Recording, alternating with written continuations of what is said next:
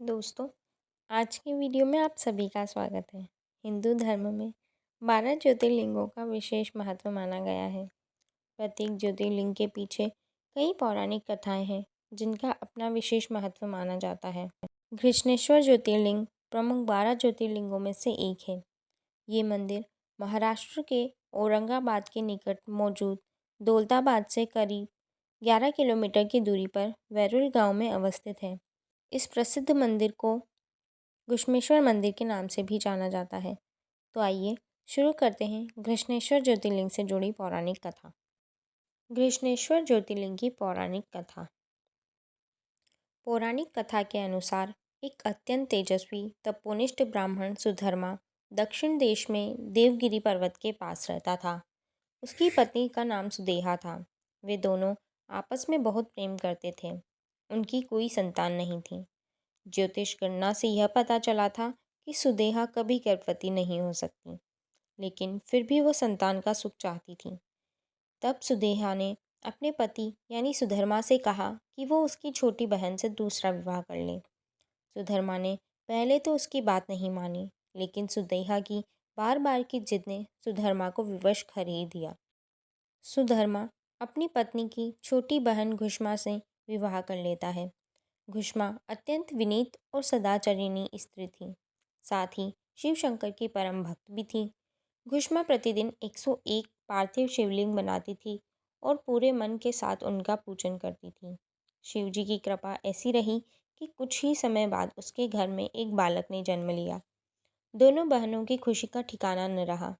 दोनों बहुत प्रेम से रह रही थी, लेकिन पता नहीं कैसे सुदेहा के मन में एक गलत विचार घर कर गया। उसने सोचा कि इस घर में सब तो घुष्मा का ही है, मेरा तो कुछ भी नहीं है। सुदेहा सोच रही थी कि संतान भी उसकी ही है और उसके पति पर भी घुष्मा ने ही हक जमा लिया है। घुष्मा का बालक भी बड़ा हो गया है और उसका विवाह भी हो गया है। इन्हीं सब कुविचारों के साथ एक दिन उसने घुष्मा के युवा पुत्र को रात में सोते समय ही मौत के घाट उतार दिया। उसके शव को वहीं तालाब में फेंक दिया। यह वही तालाब था जहाँ घुष्मा हर रोज पार्थिव शिवलिंगों को विसर्जित करती थी। जब सुबह हुई तो पूरे घर में कोहराम मच गया। घुष्मा और उसकी बहू फूट फूट कर रोने लगे, लेकिन घुष्मा ने शिव में अपनी आस्था नहीं छोड़ी। उसने हर दिन की तरह ही इस दिन भी भगवान शिव की भक्ति की। पूजा समाप्त होने के बाद जब वो पार्थिव शिवलिंगों को विसर्जित करने तालाब पर गई तो उसका बेटा तालाब के अंदर से निकलकर आता हुआ दिखाई दिया। बाहर आकर वो हमेशा की ही तरह घुष्मा के चरणों पर गिर गया। ऐसा लग रहा था कि वो कहीं से घूम कर आ रहा हो। तभी शिवजी भी प्रकट हुए और घुष्मा को संपूर्ण वृत्तांत ज्ञात हुआ। घुष्मा की भक्ति से प्रसन्न होकर उन्होंने घुष्मा से वर मांगने को कहा, लेकिन शिवजी सुदेहा की इस करतूत से अत्यंत क्रोधित थे और वे अपने त्रिशूल से सुदेहा का गला काटने के लिए उद्यत थे। लेकिन घुष्मा ने शिवजी से हाथ जोड़कर विनती की कि वो उसकी बहन को क्षमा कर दें। जो उसने किया है वो जघन्य पाप है, लेकिन शिवजी की दया से ही उसे उसका पुत्र वापस मिला है। आप सुदेहा को माफ़ कर दें। घुष्मा ने शिवजी से प्रार्थना की कि लोक कल्याण के लिए वो इसी स्थान पर हमेशा के लिए निवास करें। शिवजी ने घुष्मा की दोनों बातें मान ली और ज्योतिर्लिंग के रूप में प्रकट होकर वहीं निवास करने लगे। शिव भक्त घुष्मा के आराध्य होने के कारण ही उनका नाम घुष्मेश्वर महादेव पड़ा।